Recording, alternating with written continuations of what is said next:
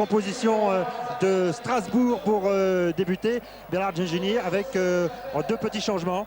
Deux petits changements en effet. Ismaël prend la place de Philippe Racher, jugé en petite forme par son entraîneur sur le côté droit de la défense. Et le deuxième changement, c'est Francis Lasserre qui va occuper une place de milieu de terrain côté gauche à la place du Belge Mgogi. Et Rodriguez, l'ancien Bastier donc, aux côtés de David Zitelli. En attaque, la composition du Sporting Club Étoile de Bastia. Sous la pluie qui commence à tomber ici à la Méno, avec Fabien Pifto dans les buts, le gardien corse, avec là aussi deux changements, Bernard Gengini. Oui, également deux changements. La rentrée de Goël en attaque à la place de Laurent qui est blessé, et en défense la rentrée de Moraconi au poste de stopper à la place de Roll qui s'est blessé lors du dernier match à domicile contre Marseille. Oui, je suis à côté de Wilfried Goël. Retour à la Méno, Wilfried? Oui, avec une petite pointe de regret parce que j'ai pas pu vraiment m'exprimer ici, et bon, j'espère que ce soir je démontrerai que certains se sont un peu trompés et que finalement Goël n'était pas si mauvais que ça. Ça fait du bien d'être titulaire à la Méno. Ça fait du bien d'être titulaire et j'ai envie de prouver que j'avais ma place sur le terrain. Wilfried, bonne chance. Merci beaucoup.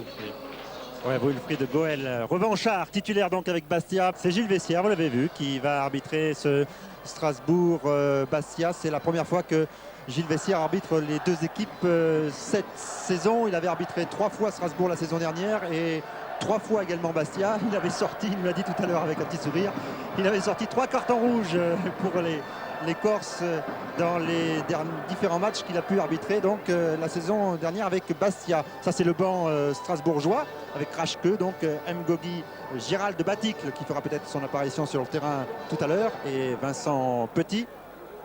Oui, quelques petits problèmes, je l'ai dit tout à l'heure en début de retransmission, quelques petits problèmes de forme pour certains joueurs qui ne sont pas encore au maximum de leurs possibilités. J'ai parlé tout à l'heure de Rachke, mais également de Baticle qui a un petit peu du mal à trouver son meilleur rythme cette saison, même si l'année dernière il avait été un bon buteur et surtout un très bon passeur. Il a fêté ses 27 ans il y a 4 jours, l'ancien Auxerrois Gérald de Baticle. C'est Bastia qui va ouvrir cette soirée à la Méno avec Dromniak qui a servi Goël. Le premier ballon donc pour les Corses qui vont jouer en rouge. Et Valérien Ismaël pour relancer vers David Zitelli, c'est passé.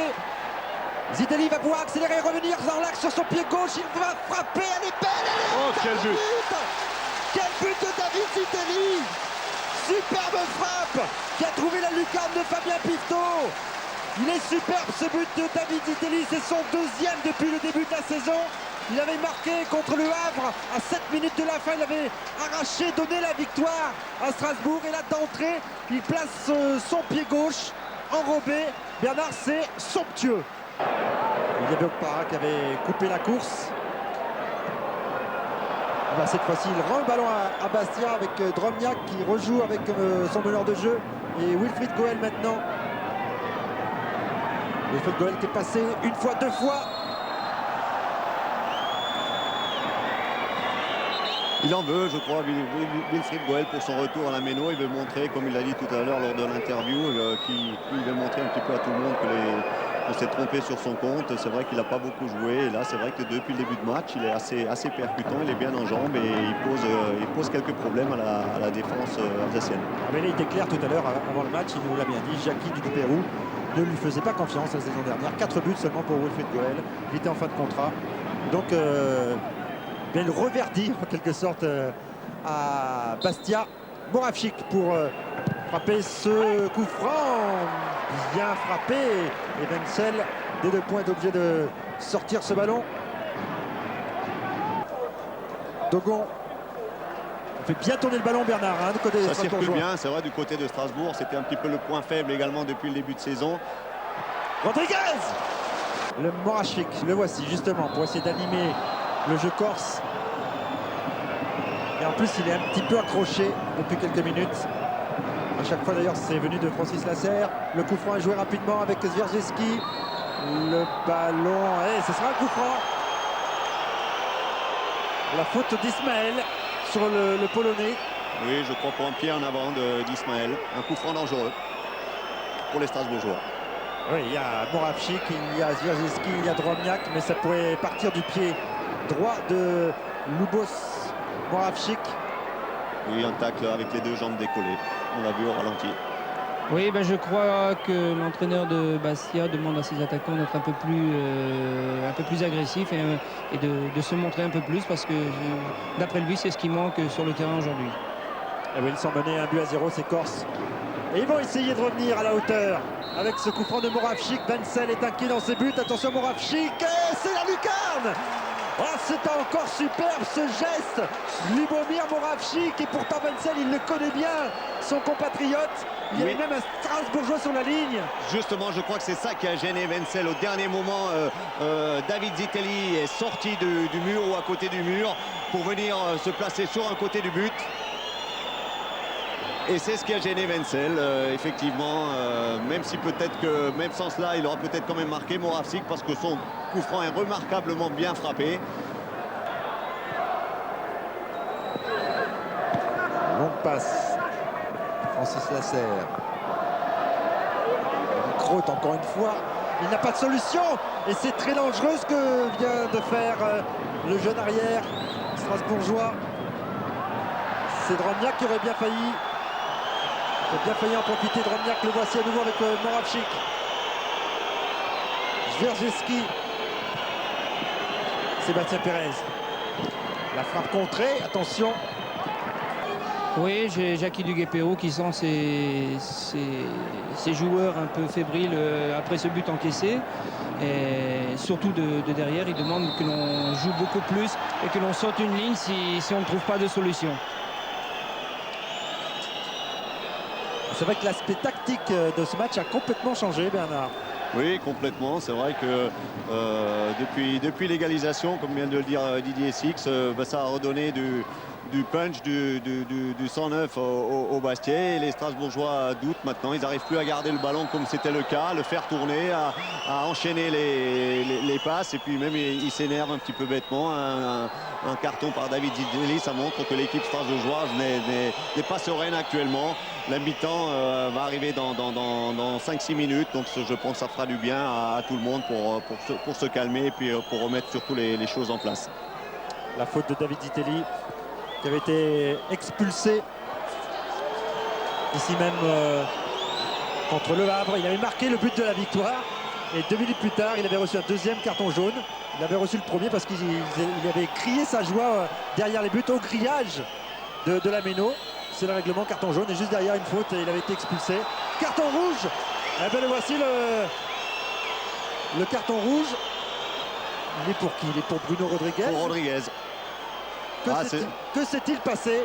C'est stupide. Même c'est vrai que si le match s'emballe un petit peu, ça ne sert à rien de discuter. C'est vraiment un carton rouge stupide là que prend Bruno Rodriguez. Il va pénaliser toute son équipe, alors que jusqu'à présent le match était quand même dans l'ensemble assez correct. Il était engagé, assez viril, mais il n'y avait pas eu de mauvais gestes. Et puis là, le match dégénère un petit peu. Il a perdu un petit peu son sang-froid et malheureusement, il va laisser ses compatriotes finir à 10. Didier Six peut-être a entendu ce qu'il s'est dit.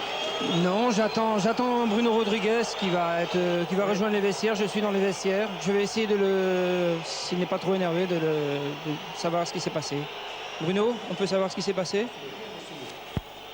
Oui, Vincent. Oui, on retrouve Didier. Oui, je suis avec David Zitelli. David, un beau but durant le premier quart d'heure. Et après, que s'est-il passé? Tout simplement des erreurs d'arbitrage successives.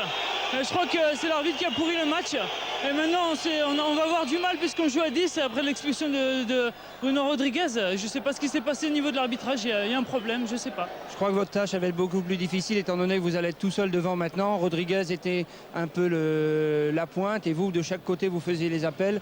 Quelle est votre position maintenant? Mais elle va être un peu plus défensive. Je vais essayer de bloquer les offensives des arrières Bastiais. Ça va être difficile, mais on va se raccrocher et on va y arriver.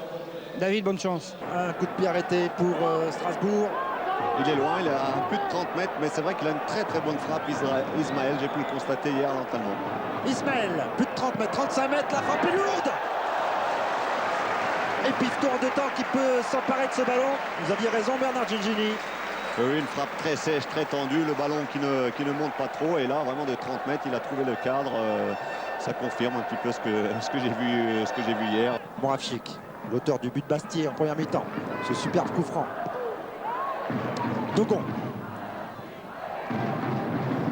Moreau. Goel. On redonne un peu trop facilement le ballon. Il n'est pas en jeu. Il n'est pas hors jeu de Drobniak. Il va pouvoir frapper, il ouvre son pied. Wenzel bien placé. Il a un peu glissé, un peu en déséquilibre là, le Monténégrin. Oui, il a cherché son pied droit. Il n'a pas voulu frapper dans un premier temps du pied gauche. Et il a cherché le premier poteau. Oui, c'est Suchopara qui va être remplacé par Philippe Rachke. Et je pense que c'est Ismaël qui va prendre l'axe et Rachke qui va prendre le côté droit, gauche. Droit de la défense strasbourgeoise. Pardon, excusez-moi. Réajustement donc pour Jackie Duguay-Pérou, l'entraîneur strasbourgeois. Mais attention, la défense alsacienne elle est en danger à nouveau avec Swierdzinski qui trouve Drobniak et c'est le deuxième but. C'est terrible. C'est terrible pour le Racing Club de Strasbourg. Drobniak bien seul, à bout portant, qui vient battre Alexander Wenzel. C'est son 5e but. Lubomir Moravchik. Hors-jeu. Il n'est pas signalé hors-jeu de Drobniak. Bernard, il va pouvoir marquer. Il va pouvoir marquer son 6e but. Le voici. Pas signalé, mais il est hors-jeu. Il est hors-jeu. On va le revoir. Le 3e but, Bastier, le 2e but. Le doublé d'Anto Drobniak. Bernard Gengini, vous avez tout de suite signalé qu'il était hors jeu. On va revoir ça. On va vérifier. En tout cas, les Alsaciens n'en peuvent plus. Ils ne peuvent même plus réclamer. Ils n'ont plus la force, c'est vrai. Ils n'ont plus la force morale et physique. On n'arrivera pas à le voir sur ce plan-là. Il vient fixer Alexander Wenzel. Et ça fait 3-1 pour Bastia qui déroule. Ah, c'était prévisible hein, ce qui se passe en ce moment. Oui, ils ont pris tous les risques sur la fin pour essayer de revenir au score. Bien sûr, ça a ouvert d'énormes boulevards dans leur défense et Drobniak en a profité. Malheureusement, c'est vrai qu'on n'a pas le plan large pour vérifier si Drobniak était hors jeu sur ce 3e but. Frédéric Antonetti peut respirer. C'est le dernier coup de sifflet de Gilles Vessière. Victoire de Bastia ici à Strasbourg et on va vite rejoindre Didier Six sur le bord de la touche, sur la pelouse, pour entendre les réactions. Certainement dans un premier temps côté corse. Oui, bonsoir, bonne opération pour Bastia ce soir. Je pense que vous êtes heureux de repartir avec les 3 points de la victoire. C'est vrai qu'on est content, on était mal rentré dans le match en première mi-temps. Et bon, ça, avec l'exclusion de Rodriguez, ça a fait du bien, je pense. Vous avez eu un début de 2e mi-temps très difficile où Strasbourg vous a un peu inquiété. À 10 contre 11, après vous avez réagi. Pour quelle raison?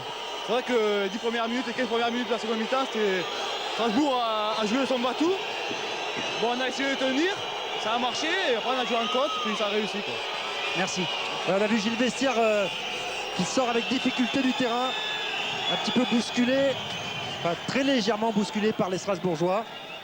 Oui, on a vu la colère de Jackie Duguay-Pérou. Ce qui serait intéressant de connaître, c'est le motif exact de la sortie de Bruno Rodriguez. Il faudra peut-être demander à M. Vessière tout à l'heure son avis sur la question. Parce que c'est vrai que ça a été vraiment le tournant du match. Et c'est vrai qu'après, à 10 contre 11 pour les Strasbourgeois, les choses se sont compliquées. Et en deuxième mi-temps, c'était pratiquement mission impossible pour eux. Didier. Oui, je suis avec Ismaël sur le bord du terrain. Un Ismaël qui a fait un match, très bon match ce soir. Malgré ça, il repart au vestiaire avec la défaite. Ismaël, qu'est-ce que vous en pensez? Ce que j'en pense, c'est qu'on a très bien débuté le match. On a mené très vite au score, on était vraiment bien. Et puis au fil du match, l'arbitre a commencé à siffler des fautes un peu litigieuses, à siffler tout pour Bastia. Et ma foi, encore une fois de plus, on repart sur une défaite. Mais je pense que c'est malheureux parce qu'à chaque fois c'est la même chose.